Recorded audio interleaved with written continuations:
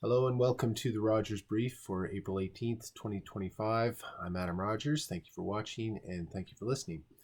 Today marks the 5th anniversary of the tragic shootings, the mass casualty in Nova Scotia. Started on April 18th, 2020, carried over the course of 13 hours before Gabriel Wortman was shot and killed to end his shooting spree. 5 years.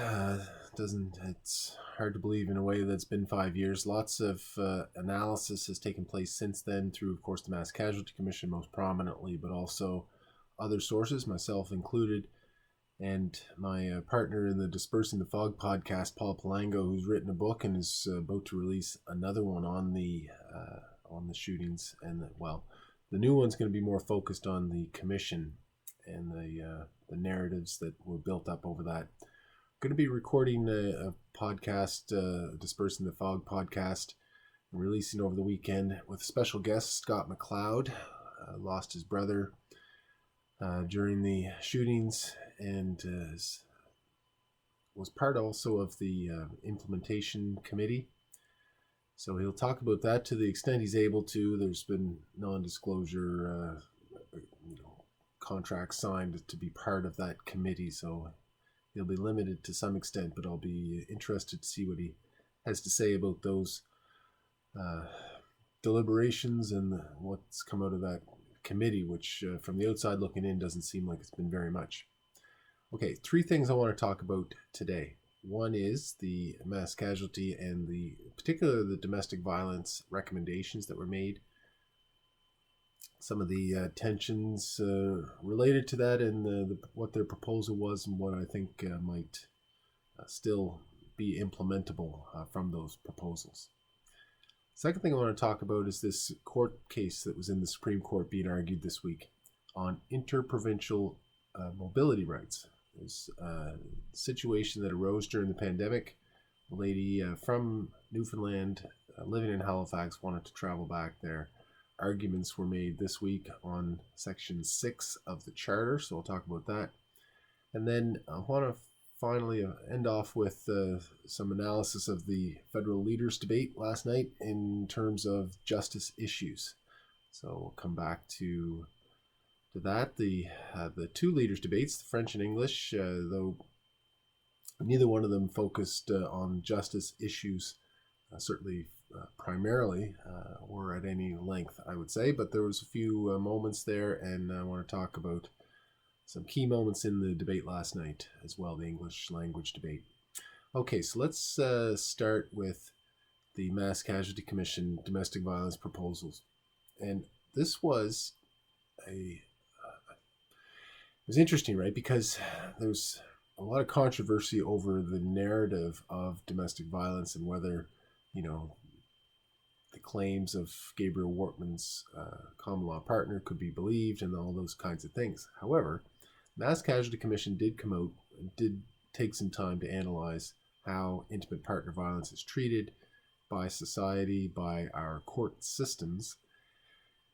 And the key recommendation out of the mass casualty was to what they call decenter the criminal justice system when it comes to dealing with domestic violence, to treat it more as a public health issue. So what does that mean? Well, it addresses a major problem, which is that many domestic violence incidents of violence are not reported. Most are not reported. Actually, the vast majority are not reported. And of those, fewer than that, single-digit percentages, by some estimates, actually lead to convictions. So what's the problem? The problem is that many people don't report because they're concerned about what may take place. First thing that happens is your spouse is gone from the home. Good, at least temporarily, but in a lot of cases it leads to months of a person being out of the home. It leads to family breakups, leads to issues with employment because the perpetrator will often, some would argue rightly, but will often get a criminal record that can affect their employment, certainly their employability into the future, which can have a negative overall impact on the family. So there's all these pressures in a way not to report, or pressures or I guess, incentives almost in a way, because you're worried about, the family breaking up, people with non-contact provisions, waiting court dates can stretch on for months and months. So on top of that, then the victim of the incident, which is, these are intimate. It says intimate partner. These are intimate issues. They have to relive these experiences multiple times, telling the story to the police, to the Crown, then to the court, and ultimately done so in a public forum in a court. So it's not something many would embrace in any way, and so it leads to things not being reported and thus violence not being addressed.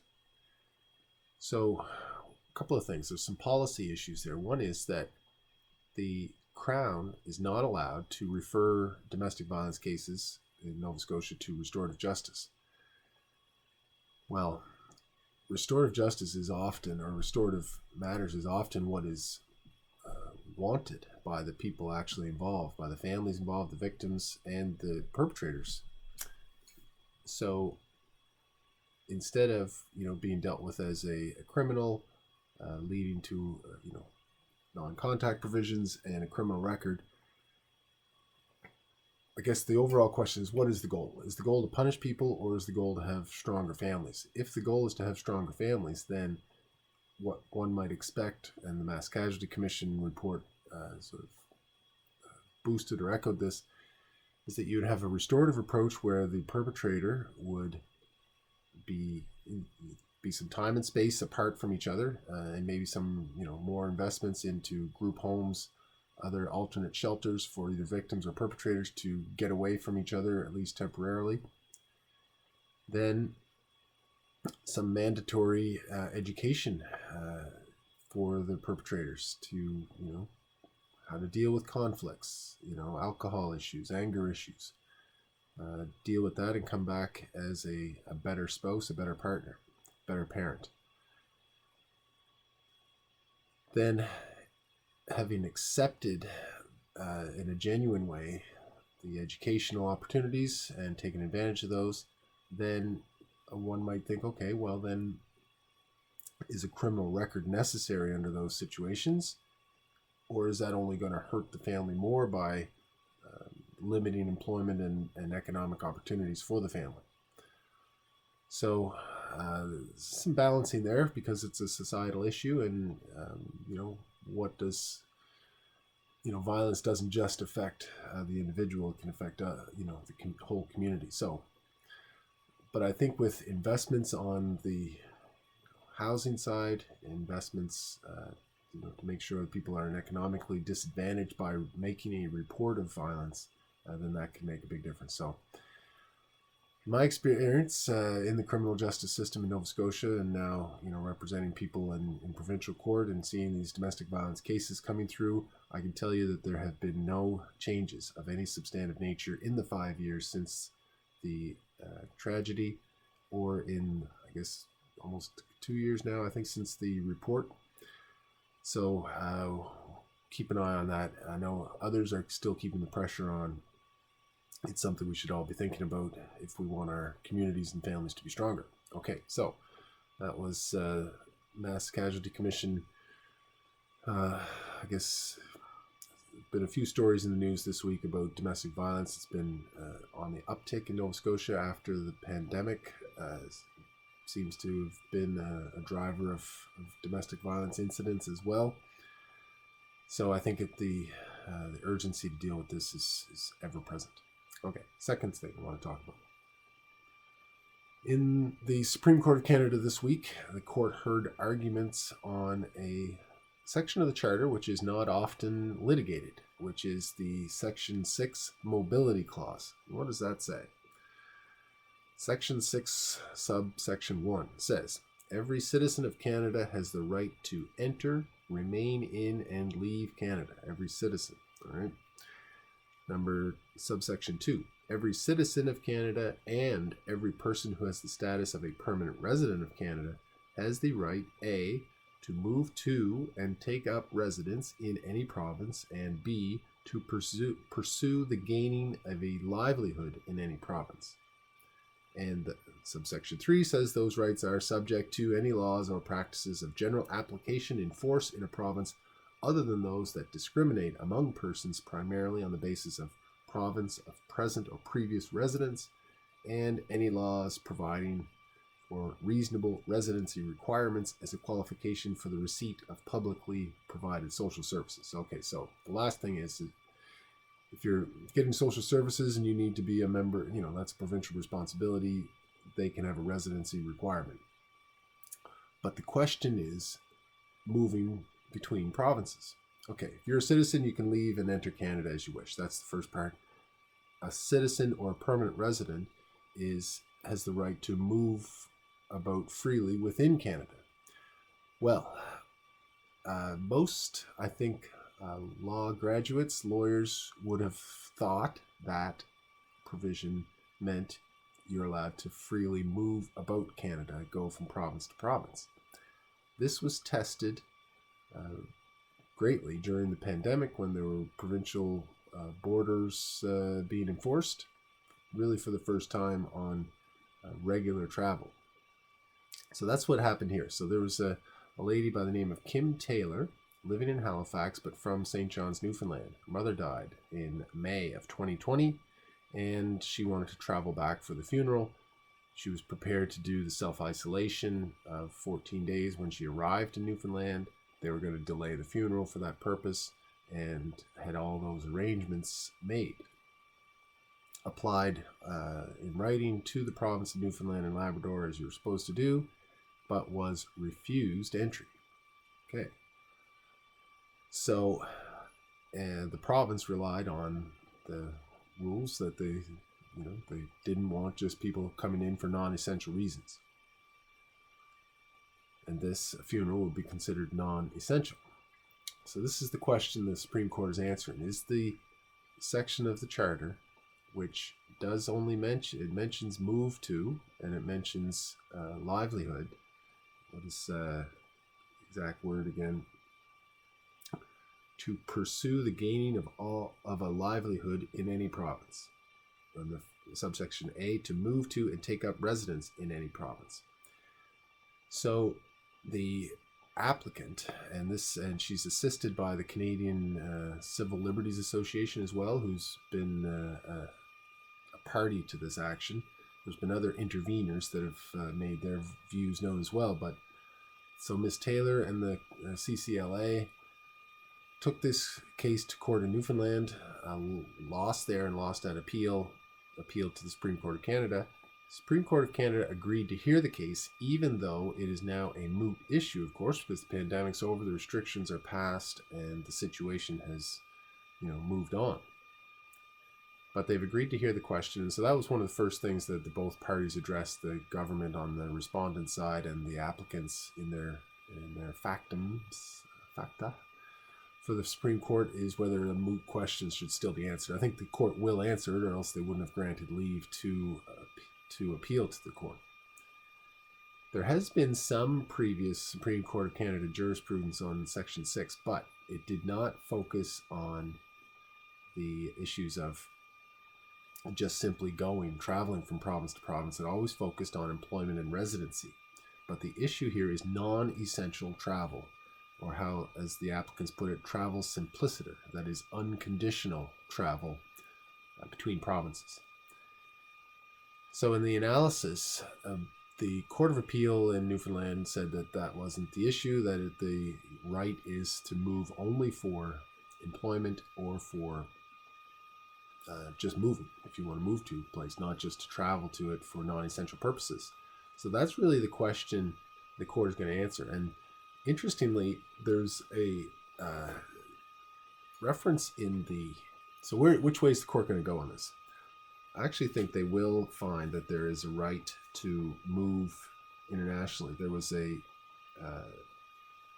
section of the International Covenant on Civil and Political Rights referenced in the government factum that talks about how citizens have the right to move freely within the bounds of their country, in any country. And so I think that this essential right under the Charter will be interpreted in light of those that provision internationally, which Canada is bound to follow. Anyway, we'll see. We'll see when the decision comes out from the Supreme Court. I think it'll be an interesting one, though, because it'll put pressure on provinces if there's future health issues, health emergencies throughout the country. What kind of rules will they be able to put in place? So it's a two-part analysis, though. First is the rule broad? Is Section 6 broad enough to encompass non-essential travel? That's the first question. The second part of that is, though, anytime a charter right is violated, that's only the first part of the analysis. The second part is, can that right be restricted in a reasonable manner in a free and democratic society? That's the Section 1 charter analysis. There's always, even if a right is violated, the question then becomes is the violation reasonable under these circumstances? And this is really where the appellants didn't do a great job at the front end of their case, because when they brought the case to the court in Newfoundland, in the Supreme Court of Newfoundland, they didn't bring any expert testimony with them. They only relied on the government's science to say whether the restrictions in place, the self-isolation, the masks, all of that was reasonable or not. And they didn't bring in any of their own experts to fight back against that. So what I think will happen is, even if the Supreme Court of Canada finds that there was a Section 6 violation, that they'll be sort of hamstrung by how they analyze. I mean, they'll probably come out with something of a new framework about this Section 1 analysis, but I don't think they'll overturn it in this case and say that anything was done improperly. I think they'll say, well, there's a range of possible things that could be considered reasonable, and these restrictions put in place by Newfoundland, which were not that much different than any other province, were reasonable under the circumstances given what everybody knew at the time. So I think that's the way the decision will go. Interested to see the Supreme Court written decision when it emerges, which probably won't be for several months' time. Okay, Supreme Court of Canada case. Always good to get one of, they're supposed to all be of national importance. This one I think is also of national interest. All right, so speaking of national interest, the English language leaders debate last night. Moment that stuck out to me was very near the end, second last question, and everybody was asked what if they had any regrets. And Mr. Singh, I think, was the first one to say, I wish it was a short campaign, wish I could meet more Canadians. Great answer. And of course, then Mark Carney echoed that one, and Pierre Poilievre echoed it too. When Poilievre did that, people would notice that he got emotional about it. And, the experience of the campaign and experience of, he's having huge rallies, of meeting people, and early on, like pre-election campaign, when he would do rallies, he would have a chance to shake everybody's hand, take a picture with however many people were there, thousands of people, he'd wait. As the crowds got bigger and the schedule got tighter, that didn't, he wasn't able to do that anymore, and he regretted that. Anyway, but he was thinking about this, and seemingly he was getting a little emotional about it. What it reminded me, I thought immediately of this, and I wonder if anybody else did, of maybe an obscure reference, but it was Eric Lindros is what it reminded me of. His MVP speech at the NHL Awards back in 1995. Eric Lindros, the giant, great hockey player, #1 draft pick, phenomena, and had the Philadelphia Flyers, doing great all season, won the most valuable player, but got knocked out in the semifinals, in the third round of the playoffs, by the suffocating, trap-playing New Jersey Devils, led by goaltender Martin Brodeur, and really tough defensive team, played the trap, played hard, and beat the, I think, favorite at the time, Flyers, and Eric Lindros. And Lindros, when he gave his speech, he broke down. He was crying on the stage and saying to the fans in Philadelphia that they were going to come back and win. And it just reminded me of Poilievre's moment. Reminded me of that, because here it was, the best player in the league having a great season, and he just couldn't do it all himself. He ran up against a wall, this suffocating force. In Lindros's case, the Devils. In Poilievre's case, the Liberals under Mark Carney. And we don't know what will happen. People may have changed their minds last night. Both, I think, of the main leaders had good debates, but we'll see if there's any results. So that was just a moment. I thought, like I say, all the main leaders had good debates. I was looking for justice issues in this, and there really wasn't much. There was one question last night to Jagmeet Singh about the RCMP, and the question didn't reference the white paper, I don't think, from Justin Trudeau that he released on his way out the door about a month ago. But Singh didn't really substantively answer the question about reform of the RCMP in any event. He just, kind of talked broadly about justice issues. Well, he speaks well about justice issues, but didn't answer that question directly. So there wasn't really a direct, debate of any kind about the future of the RCMP. Unfortunately, it's not really one of the main topics of debate. What did come up is the use of the notwithstanding clause, and this is an interesting thing. I've seen an analysis by Andrew Coyne, who thinks that Poilievre is seemingly trying to make a point not about mass murderers, but about the charter and about the notwithstanding clause. So just to back up, so the three strikes you're out thing, and about no bail, no parole for certain things, and life sentences on top of life sentences for mass murderers. All of these policy proposals from the Conservatives would seem to me to require the use of the notwithstanding clause. Denying parole for a third offense, even if it's an offense of violence, there's lower level violent offenses which might only draw, 6 months, 1 year or less sentences, conditional sentences. And he's suggesting that it would be a 10-year jail sentence with no chance of parole. Parole would often be eligible after a third of a sentence. So that would seem to require, that would be considered cruel and unusual punishment under the current criminal regime. And so to make a change is going to require the notwithstanding clause. So what does that mean? So there's not really mass murderers out on the streets. If somebody's convicted of multiple murders, usually they'll be in jail and they'll be considered a dangerous offender, and they'll have to show why they would ever be releasable. So that's rare, if at all, in Canada. So is Poilievre just trying to make a point that he's willing to use the notwithstanding clause and sending a message to people that he's going to be tough on crime? I mean, it's an appealing message to many people, I know that, and it may just work. So it's a distinct justice proposal that I think is worthy of consideration by Canadians. Yeah, but it will, like I said, require some use of the notwithstanding clause, and I don't think that should be necessarily taboo either. It's part of the Constitution, and that was brought in by Pierre Trudeau and Jean Chrétien and the provinces at the time. Not,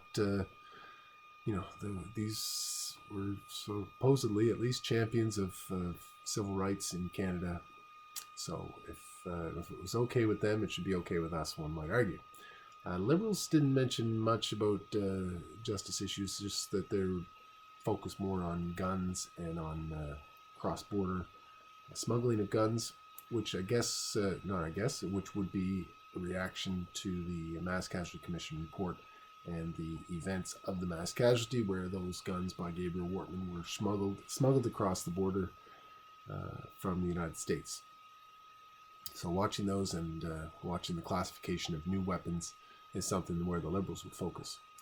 So distinct approaches to justice that if you're on one side or the other, I think would be a good deciding factor, because there's not a lot of, it's actually one of the rare areas of policy where there's a major distinction between the two parties as to what they might do.